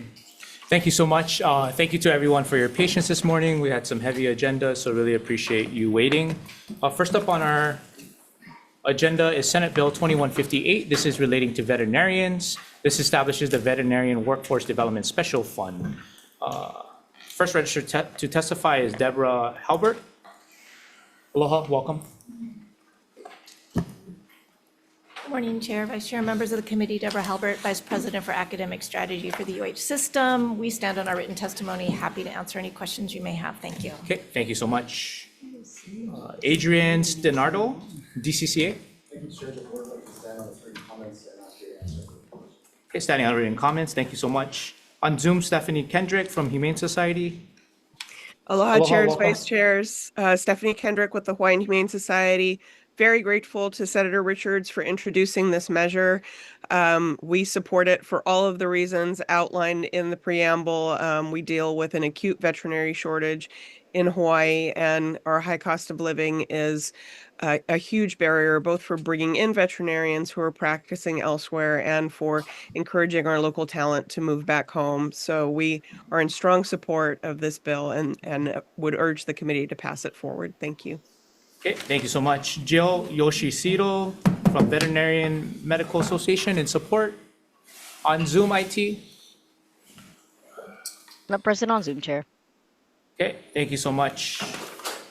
That completes our list of registered testifiers. I'll also go through the ones that have signed up but not registered to testify in person or on Zoom. We also have the Hawaii Department of Agriculture, Biosecurity in support, Serena Stefanek Phillip in support, Judith Aikawa in support, Vivian S. Tallner in support, offering comments, Nancy Molden, and the following individuals in support: Carol Rechelu, Louis Crozer, Lynn Matasau, Jennifer Chiwa, Marianne Hussenbucks, Natalie Graham Wood, Melanie Kim, Grace Lynn, Joanne Parker, Diane Shaw, and Jane Arnold in support. That completes our list of registered testifiers for Senate Bill 2158. Anyone else that wishes to testify on this measure?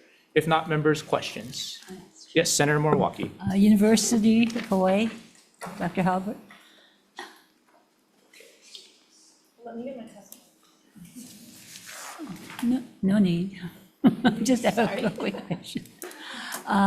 As you saw in the Attorney General's testimony, it's very difficult to have a actual program if we want it to be sustained in the governor's office. The university has a program. I'm just wondering what is the possibility of the University of Hawaii, and what department would that be in, or college would that be in? So our pre-vet program is in the College of Tropical Agriculture and Human Resilience now at the University of Hawaii at Manoa. So it would probably be the most likely place. We would have to think about if there is a better place. You know, of course, that Windward also has a vet tech program, but that is not at the 4-year degree level.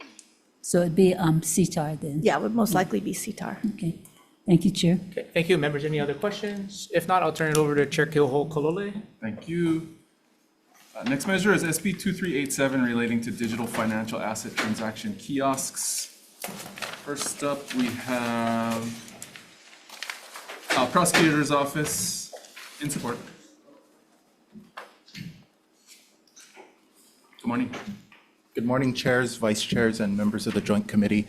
Daniel Hugo for the Honolulu Prosecutor's Office, and we are very happy to support this bill with one small recommended amendment. First of all, I just think that in addition to our testimony, I just wanted to draw the committee's attention to a couple of facts. In 2024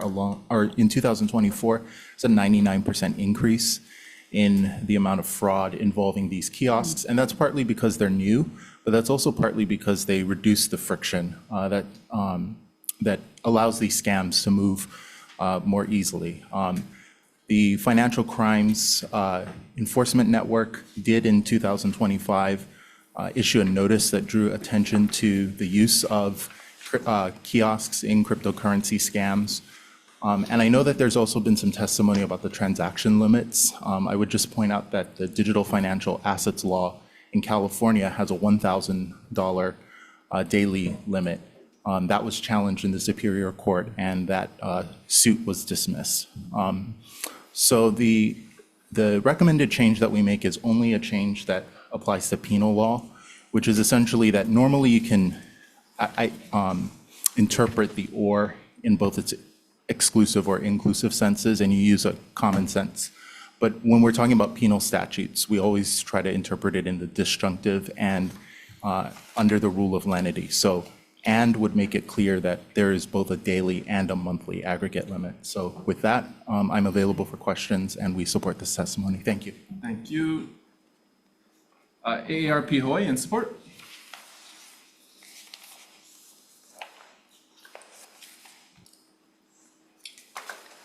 Aloha, Chairs Keokolole and Elefante. Thank you for the opportunity to testify in strong support of SB 2387. We appreciate that you scheduled this hearing. We are very concerned about the fact that, as indicated, the proliferation of scams utilizing cryptocurrency, or for short, cryptocurrency kiosks, has increased significantly. It doubled from 2023 to 2024. In Hawaii alone, there were reported in 2024 68 complaints totaling 922,000. That's an average of over $13,500 per complainant. Again, that's the average. If we see that increasing, again, if a reasonable bill that is likely to pass, this is it. Residents and kupuna cannot afford to have legislation that's passed that either gets vetoed or does not make it out of conference. We believe this bill will do that, and really seek your passing this bill out. The House version died yesterday. It's important that this vehicle is continued to move forward. We realize in conference there's a lot that can happen, but really believe that for consumers to really be protected, where we're likely to have some consensus, ARP worked very closely with the Office of Consumer Protection, as well as law enforcement folks over the interim. And so we believe we've developed a really successful model bill that has mostly been passed in about 18 other states and has proven track record to reduce the amount of scams. Thank you. Thank you very much. Office of Consumer Protection and Support. Not present on Zoom, Chair. Good morning. In the room, thank you. Aloha chairs, vice chairs, members of the committee. My name is Emma Olson for the Office of Consumer Protection. We will stand on our written testimony in support, highlighting the amendments on page 1, line 9, to change the or to an and. Thank you. Thank you very much. We have coin flip in opposition online. Good morning. Good morning, Mr. Chairman, members of the committee. My name is Clara Wolfson, joining you from Des Moines, Iowa this morning. I am the Associate Director of Government Relations at CoinFlip. And I would like to stand on my written testimony, but also take a moment to provide a bit of color about some of the issues that have been raised so far. We hear pretty consistently the problems around scams and fraud. And we absolutely share those same concerns, which is why we support many of the provisions in this bill. However, I would like to point out that 97% of cryptocurrency fraud in America last year happened on other virtual asset service providers. So less than 2.5% actually is attributable specifically to cryptocurrency kiosks. The bill before you today does nothing to address the overwhelming majority of cryptocurrency fraud. So although we are supportive of most of the provisions, we do think some of the limits in the bill could and should be improved. I would also like to point to some data that comes from blockchain analytics firms. They independently, not associated with our company or any other operator, analyze data on the blockchain to assess our illicit activity rates. And they put the industry as a whole somewhere around 1% of illicit activity, which is in line with traditional finance. So although we support common sense regulation, we need to make sure it does not go too far and is overly burdensome on the operators. Thank you for the opportunity to testify. Thank you very much. We also have Bitcoin Depot in opposition online. Not present on Zoom, Chair. Okay, thank you. In total, we have 27 in support, 3 in opposition. Is there anyone else who would like to testify on this measure? Members, questions? Senator McKelvey. Super fast, AARP. I only ask you because you were around as a former director of DCCA. Yes. When, I guess, if there's so many harms with this, why doesn't the state look at just banning it?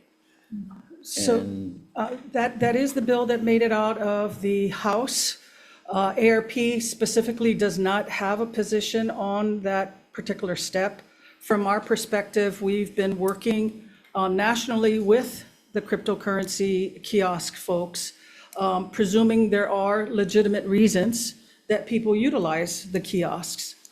The kiosk, from our perspective itself, isn't the bad actors really are the scammers who utilize the kiosks. The issue is around the friction point. So the truth of the matter is, once a scammer has a person on the line, and they usually are on the phone, so if anyone watching this, you see Kupuna on the phone at a kiosk, it's a scam. They walk those kupuna or people through that process, and they aren't reading. So crypto kiosk folks will say there's a lot of warnings, a lot of provisions that should get people to not be scammed. The concern we would have, absolutely, the degree to which you have strong consumer protection is an important issue. We do not have confidence, and this is me speaking as the director my prior hat on, from a regulatory perspective, that a ban on deposits will likely make it out of this body or be approved by the governor. If you can get the governor to absolutely say he will not veto that, by all means, move forward. Just real quick, is this bill UDAP? Yes. Cool. Okay, thank you. Any other questions? Seeing none, we'll move on. Next bill is SB 2493, relating to digital assets. First up, we have the DCCA Division of Financial Institutions with comments. Good morning. Morning. Good morning, Chair, Vice Chair, Senators. My name is Dwight Helm, Commissioner of Financial Institutions. We stand on our written testimony. I'm here if you have questions. Thank you very much. Hawaii Technology Development Corporation with comments. Hello, Chair, Vice Chairs, and members of the committee. So on behalf of the Hawaii Technology Development Corporation, and we stand on our written comments. Thank you very much. Hawaii Bankers Association in support. USD Hawaii and Lorenzo Protocol. Tad Tobar in support. Hello. Yes. Morning. Sorry, I'm on vacation right now. It's like 4 a.m., but I just wanted to tune in as a local resident business owner. I really strongly support SB 249, which requires setting up a study of these assets for stablecoins. I think this is going to be amazing for Hawaii's economic sovereignty. Right now, there's unnecessary drain on local merchants who are forced to use antiquated payment networks that charge and rent seek on merchants and take those fees off island.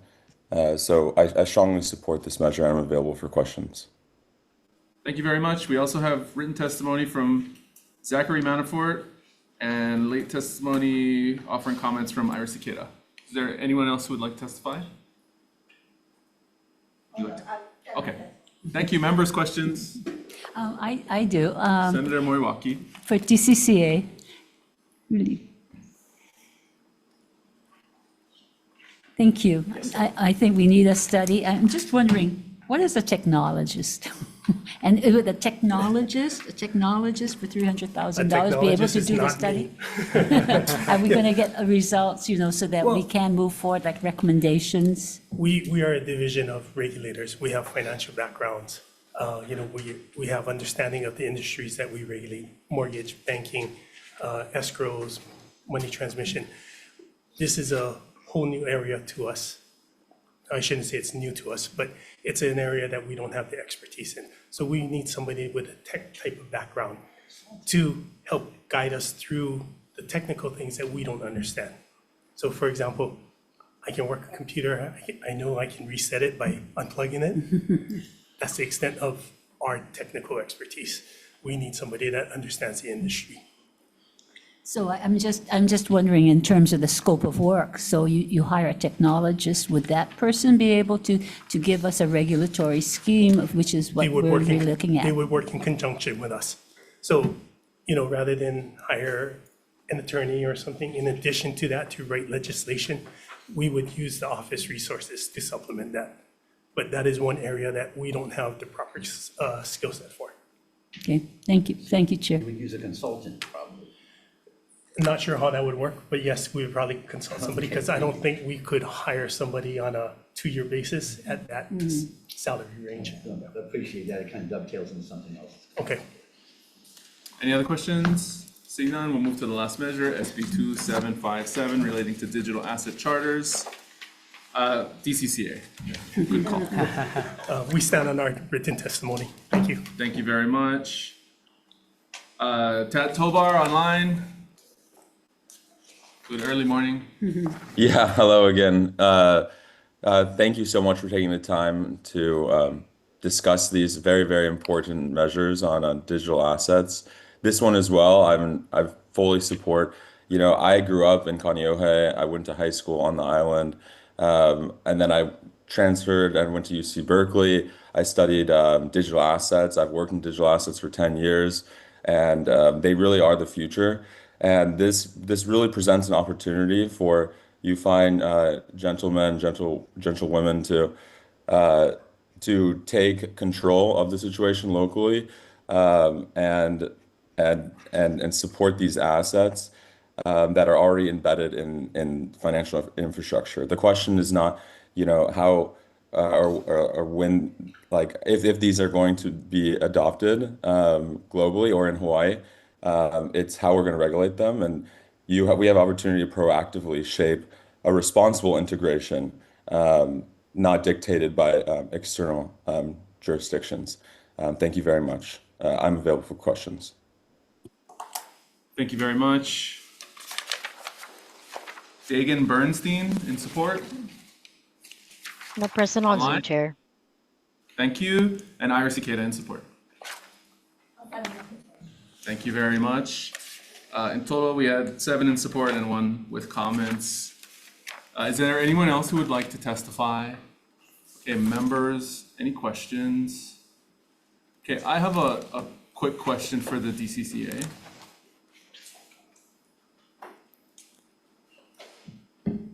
Yeah, in your testimony, you asked for an amendment relating holding cash or cash equivalents.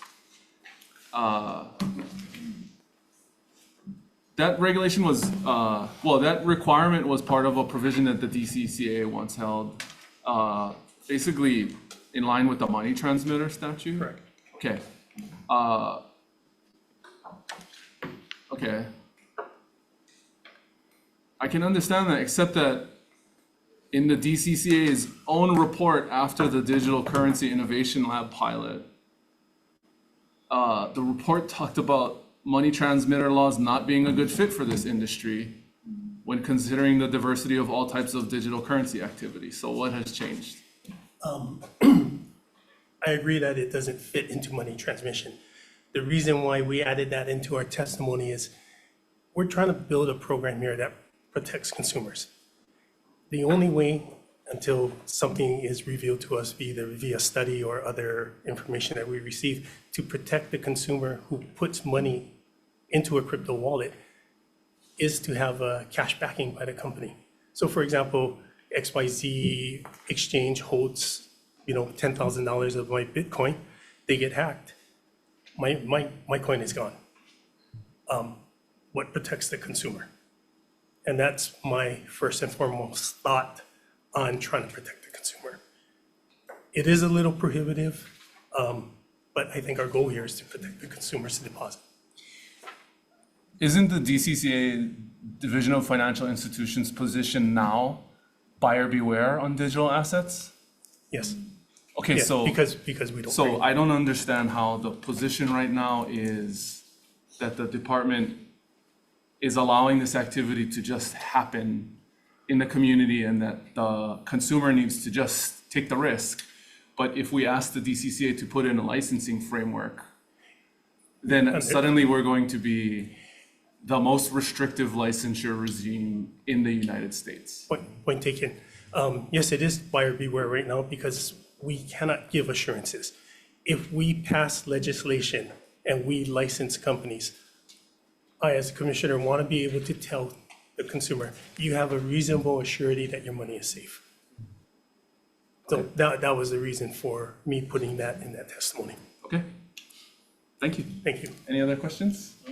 Okay, if not, we'll recess briefly. We have to DM here soon.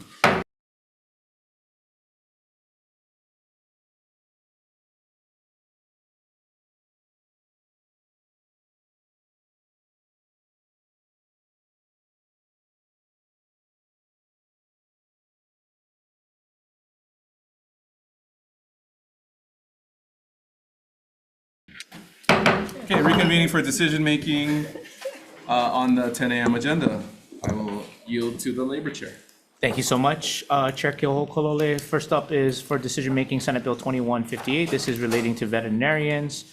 The recommendation here is we're going to pass with amendments. We're going to change the effective date to January 1st, 2077. In the committee report, we will include, according to the University of Hawaii system, the costs to establish a new doctor of veterinary medicine would cost an estimated 50 to 70 million plus potential another 100 million to construct the required facilities. And then also in the committee report, we're going to include the approach recommended in SB 2158 is more cost effective and would authorize the Hawaii Board of Veterinary Medicine to establish and set the parameters for a veterinary workforce loan repayment and scholarship program to incentivize local students to pursue a DVM and return to the state to practice. With that, any further discussion? If not, Vice Chair Lamassoure for the vote. Chair votes aye. Members voting on SB 2158, recommendation of the chairs to pass with amendments. Chair votes aye, Vice Chair also votes aye. Senator Ihara? Aye. Senator Moriwaki? Aye. Senator Favela? Aye. Chair, your recommendation is adopted. CPN, same recommendation. Chair votes aye. Thank you. Vice Chair also votes aye. For the CPN members present, are there any voting with reservations or objections? Hearing none, your recommendation is adopted. Thank you. Next measure is SB 2387. The recommendation is to pass this measure with amendments, adopting the proposed amendments made by the Prosecutor's Office, the ARP, and the Office of Consumer Protection. It's the same thing. Effective date to July 1, 2050 to keep this measure moving, and technical non-substantive amendments. Members, any comments or concerns? Seeing none, Chair votes aye. Thank you. For the CPN members present, any voting with reservations, objections? Hearing no objections? Okay. Your recommendation is adopted. Thank you. And for the Committee on Labor and Technology on Senate Bill 2387, same recommendation as CPN. Chair votes aye. Members voting on SB 2387, noting all members present. Anyone voting with reservations or no? Chair, your recommendation is adopted. Thank you. Next measure is SB 2493. The recommendation is to defer this in lieu of passing the subsequent measure. Same recommendation for Labor and Technology to defer. Okay, thank you. The last measure is SB 2757 relating to digital asset charters. The recommendation on this measure, noting the discussion, is to keep the discussion going and move out this measure with a defective effective date of July 1, 2050, and to make technical non-substantive amendments. Members, any discussion? Okay, seeing none, passing with amendments, Chair votes aye. Thank you. Of the members present, any voting with reservations or objections? Hearing none, your recommendation is adopted. And for the Committee on Labor and Technology, same recommendation as CPN on Senate Bill 2757 to pass with amendments. Chair votes aye. Vice Chair for the vote. Voting on SB 2757, recommendation of the chair is to pass with amendments. Voting all members present, anyone voting with reservations or no? Hearing none, Chair, your recommendation is adopted. Thank you, we're adjourned.